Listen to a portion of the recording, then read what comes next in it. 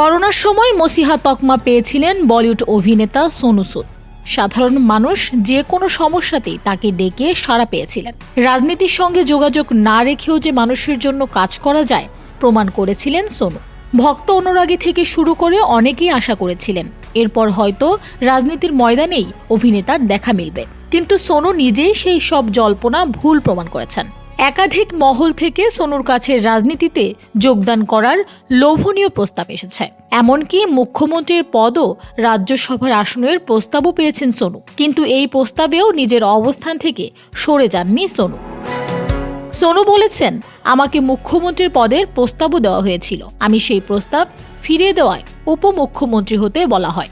দেশের অন্যতম প্রভাবশালীরা চেষ্টা করেছিলেন, তারা বলেছিলেন তোমাকে নির্বাচনে লড়তে হবে না, শুধু রাজনীতিতে যোগ দাও আর আমার সঙ্গে থাকো। অভিনেতার কথায় অধিকাংশ মানুষই ক্ষমতা ও অর্থের লোভে রাজনীতি করে। এর কোনোটাতেই আমার আগ্রহ নেই।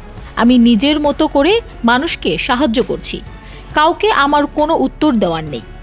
শেষে তিনি বলেন, রাজনীতিতে থাকলে অনেক দায় থাকে, সেটা আমি ভয় পাই। মানুষের সাহায্য করার জন্য আমার মুক্ত বাতাসের প্রয়োজন। আমি রাজনীতির বাঁধনকে ভয় পাই।